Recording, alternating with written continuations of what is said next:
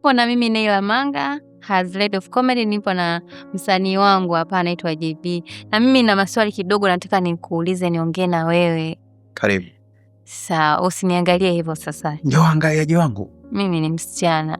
Sawa, kwa msichana. Na nasikia wewe ni mtu wa totos. Nani nimekwambia mimi mtu wa totos? Unaona, Mtanzania ili akujibu lazima kuulize swali. Anyway, unapendelea kuwa na mwanamke wa aina gani? Mwenye akili. Mwenye akili. Vipi unaweza kujua kama huyu mwanamke ana akili au hana? Yaani mimi niko tofauti na wanadamu huko duniani. Okay. Mimi kinachonivutia kwanza kabla sijaingia kwenye mahusiano ni uwezo wa mtu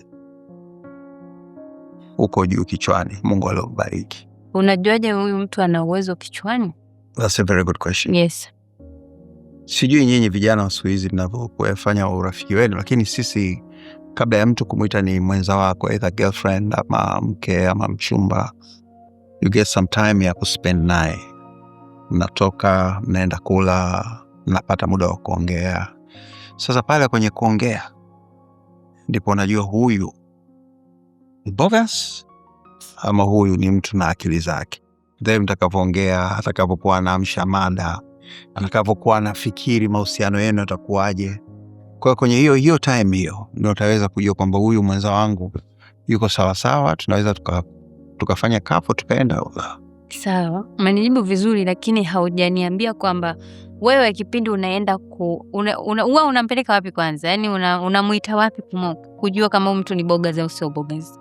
Kwa sababu kuna watu tuko busy, yani huwezi kupata muda wangu tu, yani from nowhere. Sijajua wewe sasa kwenye outing zangu.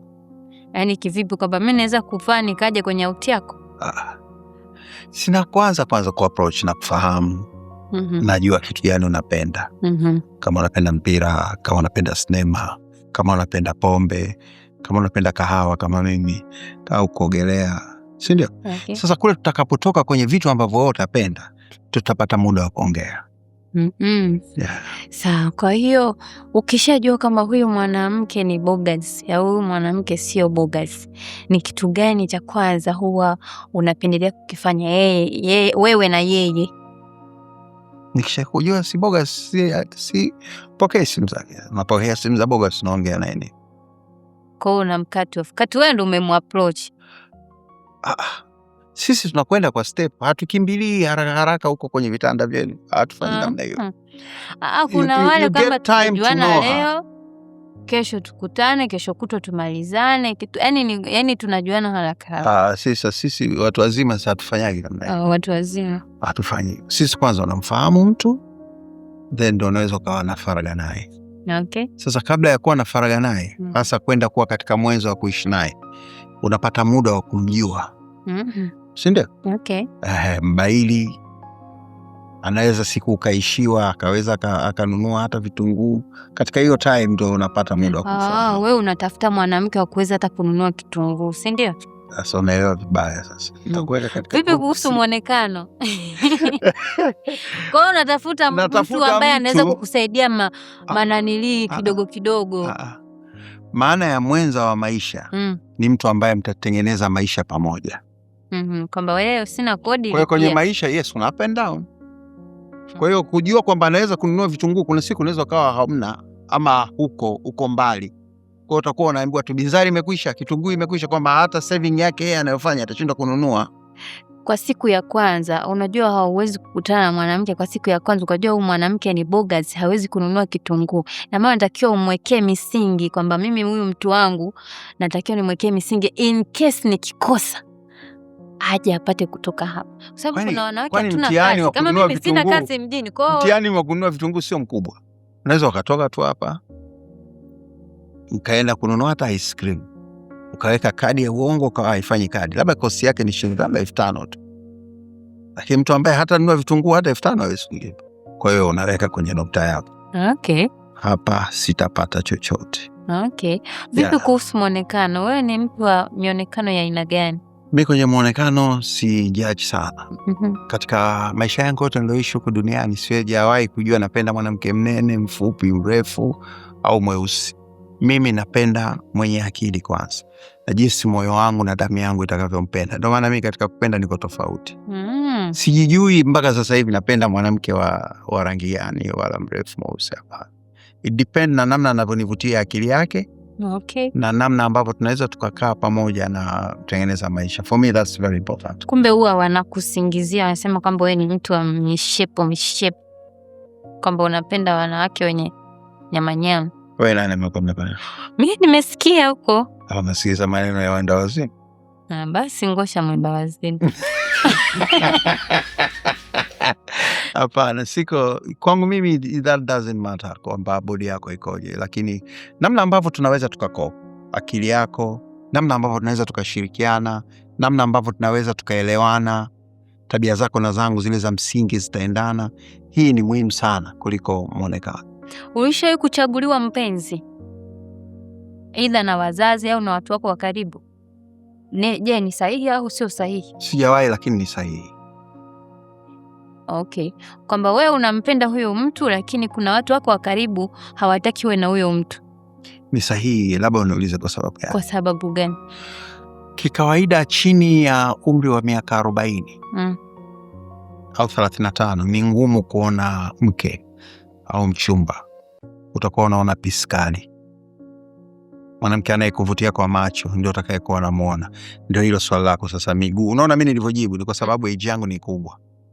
Lakini pengine ungenijibu when I was 28, 30, ningekuja kwenye mada yako. Ningekwambia labda nataka mrefu, labda sijui mfupi, au nataka mwenye hips at that age. Lakini uki cross about 35, 40, huoni piskali sasa. Unaona mke. Kwa sababu mke ni mwanadamu wa kike mwenye quality za kuwa mke wa mtu. Okay. Ambazo sasa hilo ni somo jingine. Sasa hizo quality pengine zinaweza zisiambatane na muonekano. Lakini sasa when you are 25 up to 30, kitu cha kwanza kinachovutia wewe ni piskali ambayo nikitoka nayo wenzangu watakoma. Ndio zinakuja sasa hipsi, urefu, reception, masikio sijui yako namna gani, sijui kichwa. Ili nikimshika mkono ngosha akiniona huko akome. Okay. Nimekuuliza hivyo kwa sababu sisi wasichana tunapitia changamoto nyingi na pia tunakutana na watu wengi, kwa sababu sisi ni wanawake ambao tunatakiwa tuwekwe ndani, pia huwa tunafesiwa na wanaume wa aina nyingi. Hususan kwa mfano mimi hapa nishoe kufesiwa na mwanaume ambaye ni umri zaidi yangu, kwamba ana miaka 40. Yeye mimi nilivyozidi kwa karibu yake, yeye aliniambia mimi sina symbols za kuonyesha kwamba mimi ni mwanamke. Kwa hiyo kwa sababu ananipenda, ananituma mimi nikakae na shangazi yangu, nikae na mtu wangu wa karibu kunifunza kwamba mwanamke akiwa na mwanaume anatakiwa aweje. Ni sahihi mwanaume kumfunza mwanamke jinsi ya kuwa mwanamke? Unajua tabia mtu anakuwa nazo inborn, anazaliwa nazo. Anafunzwa tangu wakati yuko mdogo. Kwa mfano kama sisi tulivyofunzwa, tunaambiwa kwamba ukitaka kuoa mwanamke lazima huyo mwanamke awe ameishi na baba na mama. Hiyo ni wazee wanavyosema. Kwa nini? Kwa sababu atakuwa anaona mke anavyotakiwa kuwa na mume naye ataona mke anavyotakiwa kuwa. Mwalimu wa kwanza ni baba na mama. Kwa hiyo mtoto ana grow tangu yuko miaka 3, 4 anaona baba akisema watu wanatakiwa watulie. Kwa hiyo mwanamume akisema watu wanatakiwa watulie. Baba anapokuwa responsible kwenda kutafuta chakula, mtoto wa kiume naye ana learn kwamba baba anatakiwa responsible kwenda kutafuta chakula. Mama anavyo clean, anavyoosha, anavyopika, mtoto wa kike naye anaona kwamba kumbe mimi nikiwa na nyumba yangu natakiwa niwe hivi. Kwa yale mafunzo mtu akifundishwa wakati yako mdogo yananasa vizuri, ndivyo ninavyofahamu mimi. Kwa hiyo mtoto aliyelelewa katika nyumba ya baba na mama wenye adabu zao. Hiyo most of time anasema kwamba wewe hapo hujalelewa kwenye nyumba ya baba na mama, mbona haujui nini maana ya mama kuwa? Mbona sikuoni kama mama? It's okay. Watu wengi wanashindwa kujua kwamba kuna familia tofauti of which mimi familia yangu ambayo nimekuwa wenda sikuwahi kumuona baba akiwa na mapenzi na mama. Sikuwahi kumuona mama akipray part kama mama. Sikuwahi kumuona baba akipray part kama baba. Kwa maana hiyo watoto wengi hususan kwa mikoa, tusiongelee mjini hapa. Mjini hapo unakuta mtu kapanga nyumba, wanaishi humo na familia. Kwa vyovyote vile lazima watoto waone baba anavyoishi. Kijijini ukoo ni mkubwa. Kwa maana hiyo watoto wengi tumekuwa kwa ndugu. Unaenda kwa ndugu yako ambaye na yeye hana mume. Unaenda kwa ndugu yake na yeye ambaye aliacha mke akaoa mwanamke mwingine, au ameita tu mtu analea watoto. Unaona iko kitu. Kwa maana hiyo hakuna, lakini huyo mwanamke ni mwema na ni mzuri na ana nidhamu sana. Kwa wewe mwanamume kumfundisha mwanamke kuwa mke ni sahihi, ama ni lazima kwamba wewe uwe umelelewa na baba na mama wote? Sifu kama wewe hujawahi kuiona familia yako ikiwa kwenye hizo scenario. Kuna vitu naita exceptionals ambavyo vinatokea nadra. Si mara nyingi. Kwa ukiona mtoto hajalelewa na mke na mume, baba na mama, na akawa mwema, wapo, lakini wachache. Sio wengi. Tuna rate kubwa ya watoto ambao wanaweza kuwa wake wazuri au waume wazuri. Ni wale ambao walikaa katika family ambayo ilikuwa na baba na mama nao wakawa wema. Kwa sababu kigezo kimoja tu, alilearn tangu akiwa mdogo akaona. Lakini unakuta mtoto mwingine Mungu amemjalia na tabia zake nzuri, anaweza kawa hajakaa katika hayo misingi lakini akawa mwema, lakini si wengi wa namna hiyo. Kuna wale ambao wanasoma, yani wao maisha yao unaweza kukuta wazazi wanaelewana vizuri, lakini wenyewe wameshirikiana, wameamua watoto wao wakae shule, kwamba mtoto wangu toka amefika miaka 2 yeye ni boarding, secondary boarding, amepata nini boarding, wana hela tayari, amepata kazi, kwa hiyo muda kuwa na wazazi hana. Lakini huyo msichana au huyo mkaka ni mwema pia. Sijui bisi yaona. Wapo. Kwa watu ambao wanaishi mazingira tofauti au wana experience za maisha, hiko kitu kipo. Kwa maskini wanateseka kwa sababu baba hajui, mnaenda shamba mnarudi wote. Kwa hiyo wanakuwa na uoga kwamba wenda nikikubalia wewe unaweza ukaleta zile attitude za babangu. Na nyimbo na eti natamani nipate mwanaume kama babangu. Kuna wengine hawatamani kupata wanaume kama baba zao. Anatakiwa uje wewe ushakuumizwa kwenye mapenzi kwa umri huo uliona. Kwa umri niliokuwa nao. Yani kwamba yani ukakaa ukasema ya redem kaniumiza. Sikumbuki. Bwana. Sasa unanijibia. Okay.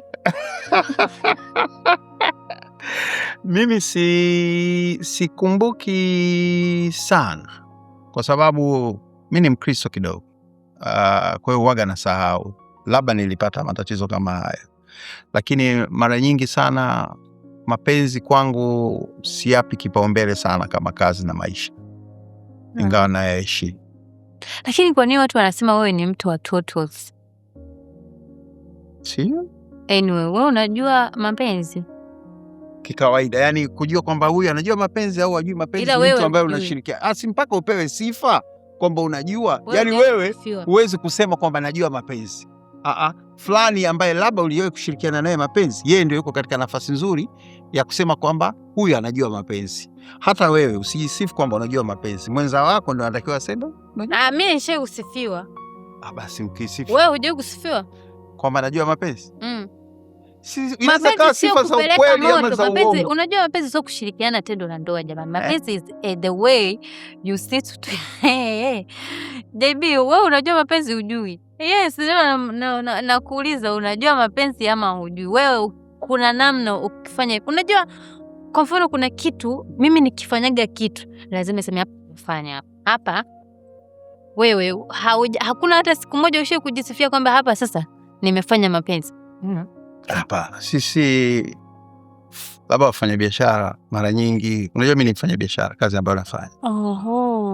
Kwa hiyo sijui kwamba eti nimekumbuka eti nimefanya sijui kwa bidii sijui namna gani sijui. Hapa. Kama ulishawahi kukutana na Masai wakakushauri chochote labda? Unajua wale Masai wanapenda kuangalia mionekano ya watu, labda akakuona tu akajua huyu JB huyu wenda kuna kitambi kinasababisha sehemu fulani siende sawa. Kwanza naomba nikwambie mimi kitambi changu nakipenda, ni Love Box. Na si kila mtu anaweza kuwa na kitambi.